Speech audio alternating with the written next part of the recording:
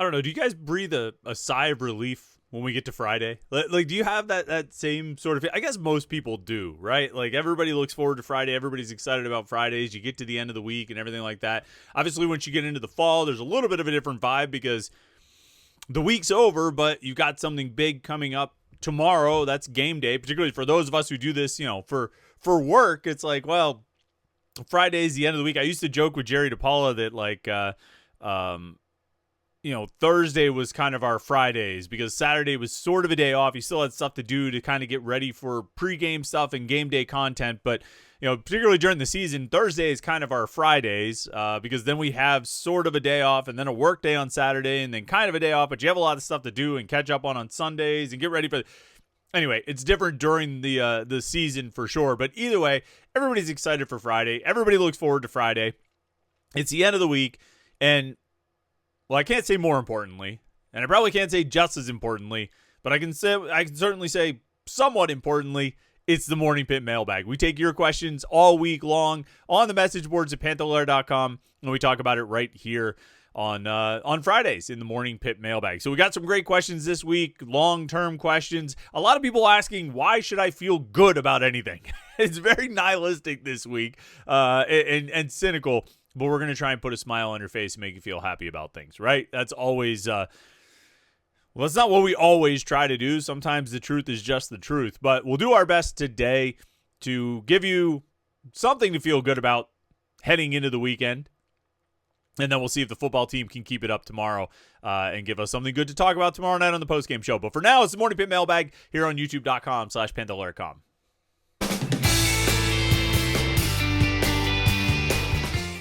Yeah, it's what we do every Friday. We take questions from Pitt fans all week long on the message boards at Panther-Lair.com, and then we answer as many as we can here in the Morning Pitt Mailbag. The Friday edition of the Morning Pitt. What we always ask you to do, and I'll just take an extra minute to ask you today. I feel like we rush through the preamble these days, just try and jump into the meat of the meat of the discussion on these Morning Pitt videos. But I'll ask you today, like this video and subscribe to youtube.com/Panther-Lair.com. That way you don't miss any of our Pitt video content. These daily Morning Pitt videos every day of the week, Monday through Friday. Our weekly live show every Wednesday night at 8:30 p.m. with me and Jim Hammett and you, and then all kinds of other video content. Our interviews, press conferences. We have our post-game show. We'll be live tomorrow night after the game, probably around 6:30, 7 o'clock, maybe 7:30, depending on how long the game goes and when we get home from Acrisure Stadium. We'll fire that thing up. We'll drink. We'll talk about Pitt football, good or bad. At least we'll all do it together and have a good time hanging out and talking a little bit of Pitt sports. And like I say, we'll have the shot of the game, and sometimes we have a double shot. Do we have a two-shot game after the West Virginia game? I think we might have. I don't know. It doesn't always go that way, but sometimes it does. Anyway, we have fun with it, and hopefully you can tune in after the game tomorrow night. If you want to make, I don't have an exact start time, so if you want to make sure you don't miss any of our Pitt video content or miss our post-game shows or our live streams, subscribe to youtube.com/Panther-Lair.com. Then you'll get, a notification. You can turn on notifications so you get an alert sent to your phone whenever we go live, and you'll never miss anything that we do. All right, let's jump into the mailbag here at Panther-Lair.com. First question comes from Jay Lazinger. Says, which game this year is going to be our Pitt Death Star surprise win? Pick from Notre Dame, Florida State, Miami, and Georgia Tech. I'm going to go with Georgia Tech. Home game, and we always play them tough. They also could be undefeated when we play them based on their schedule. Johnny Gossamer actually followed up to that question. I'm going to include it here because I do want to talk about this for a second. Johnny Gossamer says, is Georgia Tech even as good as Louisville? Their Clemson win doesn't look all that impressive. Their win at Colorado is kind of a shrug too. The other three, though, definitely have a lot more talent on paper than Pitt. So Georgia Tech's interesting. Georgia Tech is interesting right now. The Yellow Jackets are 4-0. They opened the season winning at Colorado. They beat Gardner-Webb. They beat Clemson, which is their signature win so far. They blew out Temple by 3 touchdowns last week.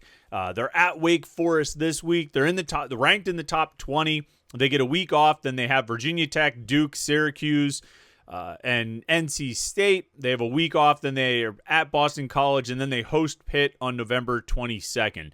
And looking down that schedule, like I think Jay Leisinger's right. Like, there's a real possibility Georgia Tech is undefeated through that. Like, who's the best team out of these upcoming opponents between where we are right now and Georgia Tech's game against Pitt? I mean, there's Wake Forest, Virginia Tech, Duke, Syracuse, NC State, Boston College. I mean, who's even good in that group? Like Duke. Duke is 2-2 right now, and you would probably say they're the best team out of that group. Syracuse, we'll see. Lost their quarterback, and so that's going to be a challenge for them to overcome. I never really believe in Syracuse, just sort of as a general policy. I never really believe in Syracuse because even when they've been good, they're not really all that good, and more often than not, they're just kind of bad. But they are 3-1 right now, so we'll give them a little bit of credit for that. But otherwise, looking down Georgia Tech's schedule, I mean, Wake Forest is 2-1 right now, but they don't look very good. Virginia Tech is 1-3. Boston College is 1-2. I mean, Georgia Tech, if they can, maintain some semblance of health and kind of, just keep it together, there's no reason they can't be. I mean, what would they be at that point? I mean, they're 4-0 right now, 5, 6, 7, 8, 9, 10-0 going into the Pitt game. And if they're 10-0 going into the Pitt game, they're going to be ranked like in the top 10. And they'll have Pitt at home. Georgia Tech will be a significant favorite depending on where Pitt's at that point. And even if Georgia Tech is 9-1, let's say they lose to Syracuse at home, maybe they lose at Duke on October 18th. I mean, that's a possibility. I think Duke could be pretty good. Darian Mensah, averaging more than 300 yards per game. I think he's been pretty solid for Duke so far, the Tulane transfer at quarterback. So that could be a potential trap for Georgia Tech that they could fall into. But, I think there's a real possibility Georgia Tech could be, no worse than 8-2 and potentially 10-0 when Pitt goes down there on November 22nd for the penultimate game of the regular season. In which case, they could be ranked anywhere from where they are right now, 16, 17, all the way up into the top 10. And so that would probably be, like, if you asked me to pick right now of what I think, so it's tough. I was going to say that would probably be the most likely win for Pitt or the best opportunity for Pitt. But, Notre Dame doesn't look great. I don't think Notre Dame looks as good as they've been expected. They don't look like a team that's going to beat Pitt 45-3, like the 2020 team or the 2023 team. They don't have that transfer quarterback, who's been good for them, Riley Leonard and Sam Hartman the last few years.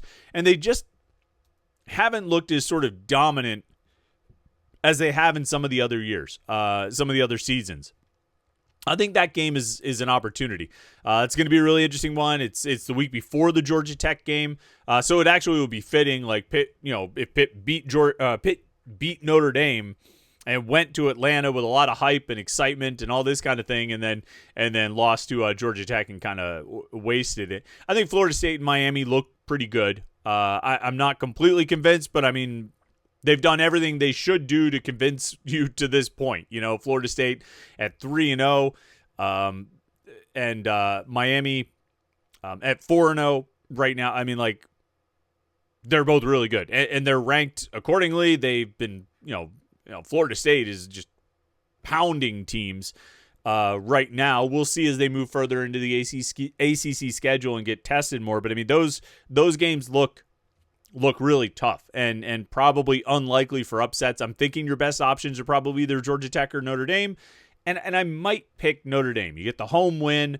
Even though some of those biggest wins in the past 20 years have been on the road, West Virginia in 2007, Clemson in 2016, but the next year the Miami game was at home. So I mean that's a possibility. But to your question, who would I pick out of that group is the most likely? It's probably Georgia Tech or Notre Dame. I might lean toward Notre Dame a little bit right now, although like I say, there's a very real possibility Georgia Tech could be 10-0 going into the game against Pitt, and so there'd be a whole lot riding on that one. That could be even bigger win and maybe more of a Pitt super weapon type of game, which we've certainly seen plenty of those over the years.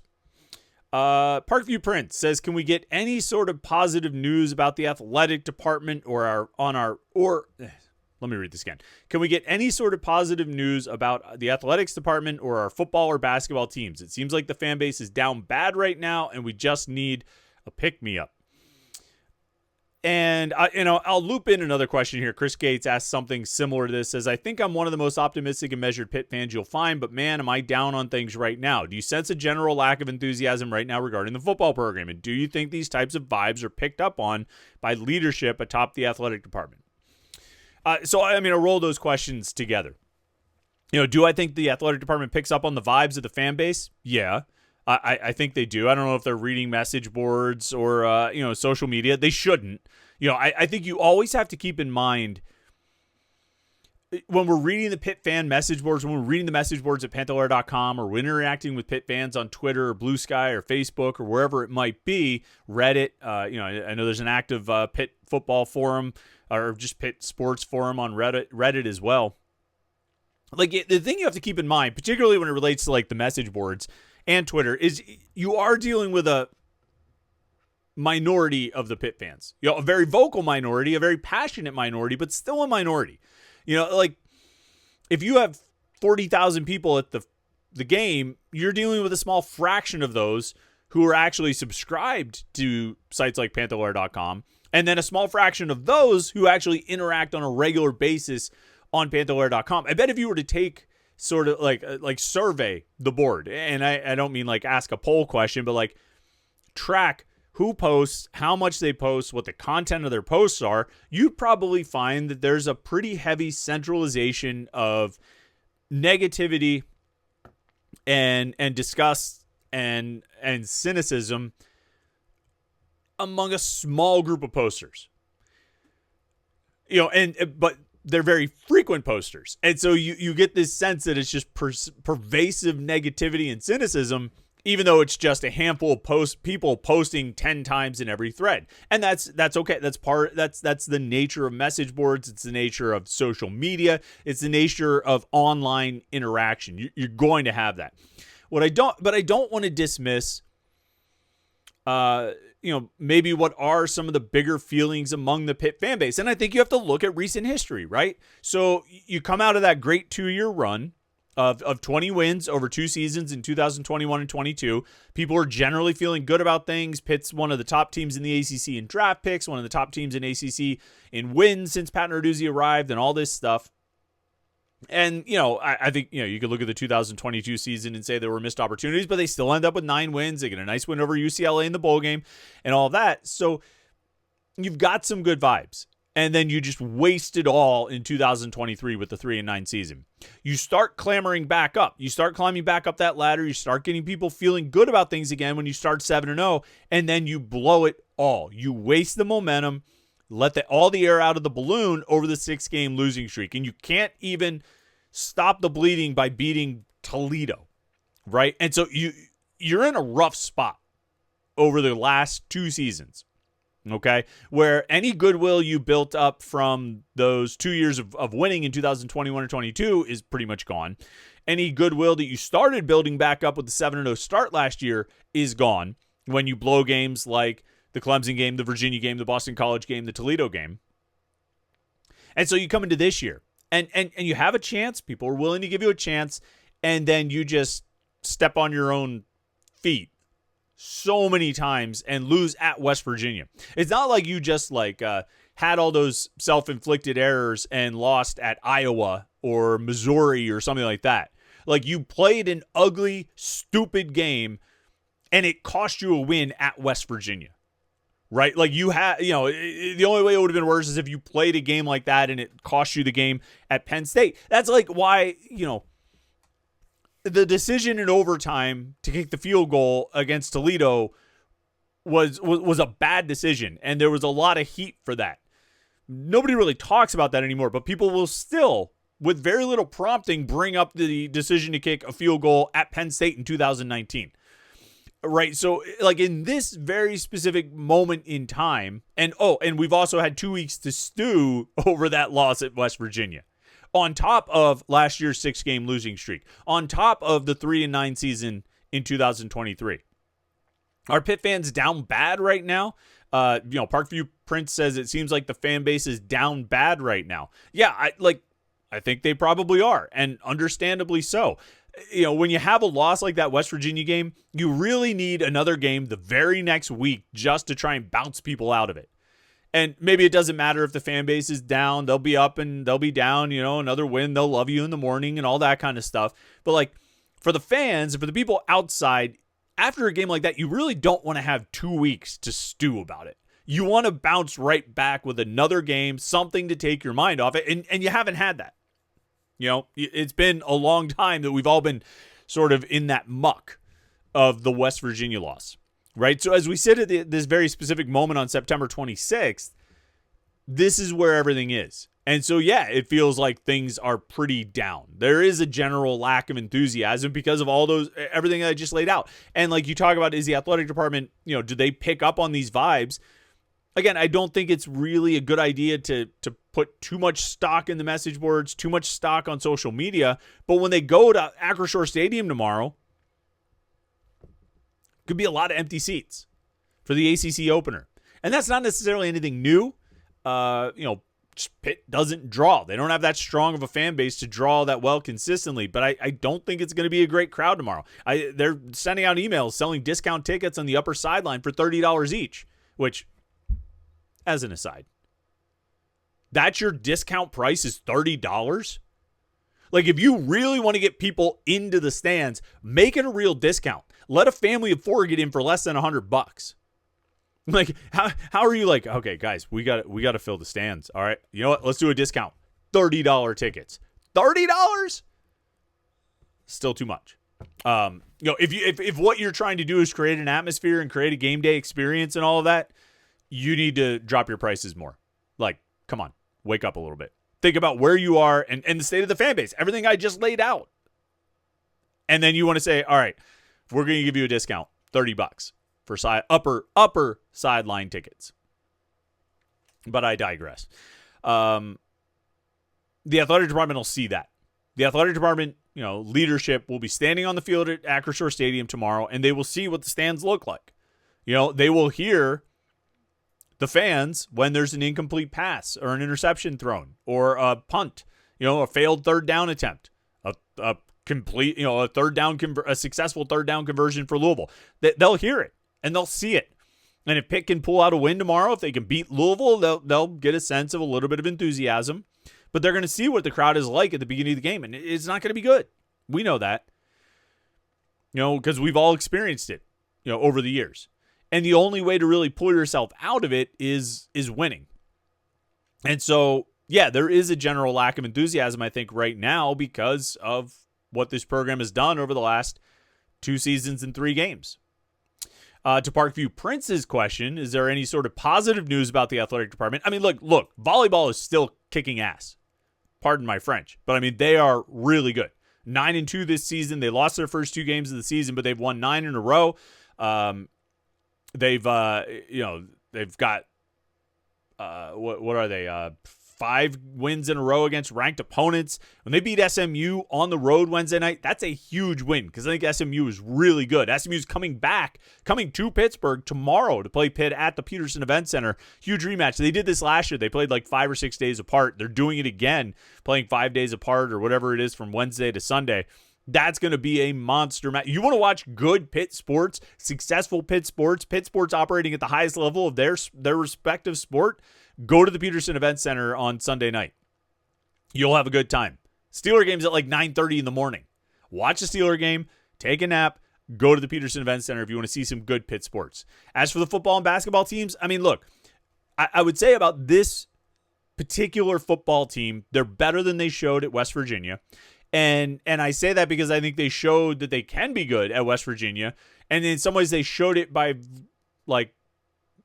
shooting themselves in the foot. You know what I'm saying? Like, they didn't lose because they were a worse team than West Virginia. They lost because they were a dumber team than West Virginia. They lost because they made more mistakes than West Virginia. Talent-wise, they're good enough to win games. And when you go over Pitt's schedule here, so they're 2-1 right now. And actually this goes, we'll actually bring this question in here. R. Scheitkin 30 says, what would you predict Pitt's record will be going into the Notre Dame game on 11/15? So, I mean, if you look ahead, the Notre Dame game is game 10, right? So what's their record going to be going into that? I think it's completely conceivable they could be 6-3 going into that game. They're 2-1 right now. They've got Louisville and Boston College.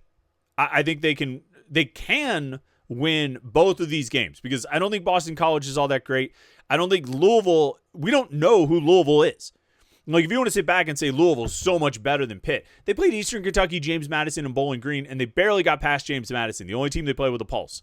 They were tied going into the fourth quarter. They only took the lead a few minutes into the fourth quarter, a minute and a half into the fourth quarter on a scoop and score, and then added in the final 3.5 or 4 minutes, they added a long touchdown run from Isaac Brown. Louisville is looking to prove itself in this game as well. Florida State, that's going to be a tough one. Syracuse on the road, it's going to be tough, but again, without their quarterback, I don't know. NC State and Stanford don't look very good. So, 2 wins already. If they could split these next 2, that makes wins, that gives them 3 wins. And then I think they can win Syracuse, NC State, Stanford. They could be 6-3 going into that Notre Dame game. And I don't think it's crazy to think they could, turn at least one of those. They could win these next 2 games. I think it's possible that they could go 5-1 over the next 6 games and go into the Notre Dame game at 7-2. I think that's completely conceivable. I think this team has enough talent. They're still good in them. I can feel it. And they have enough talent that they can rattle off some wins. There are some tough games on this schedule, but there are also a lot of winnable games.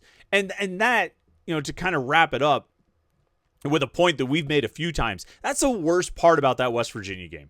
It was a winnable game.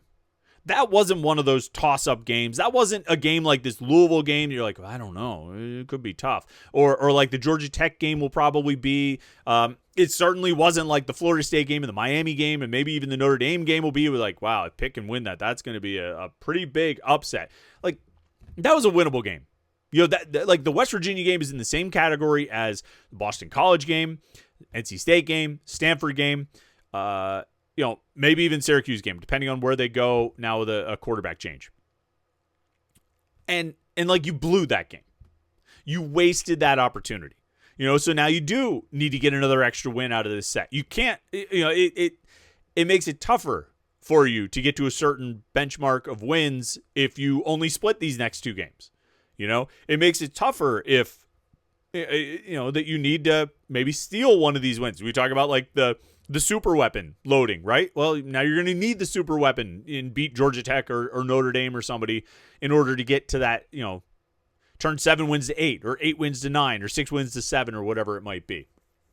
And that was the biggest wasted opportunity in that West Virginia game, is that it was right there for them. And they can't do that anymore. They can't let another winnable opportunity slip away. Like the Virginia game last year, the Boston College game last year, the Toledo game last year, and now the West Virginia game this year.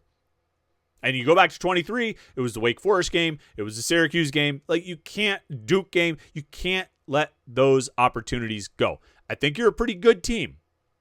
Better than you showed, but you're not good enough to play like that and make those kinds of mistakes and still get out of there with a victory. So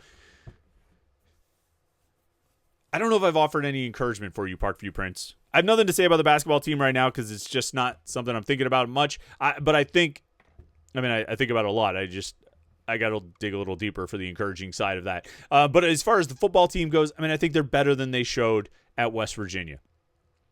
They just need to be a little bit smarter.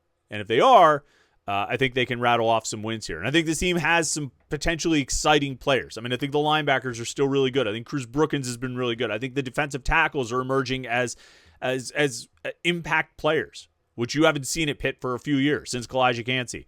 And then I think the receivers have been pretty good. It's a quarterback, right? You got to get the quarterback situation figured out. And if you do, I think they can be a pretty good team, a pretty effective team that wins a bunch of games and rattles off some wins here. We'll see.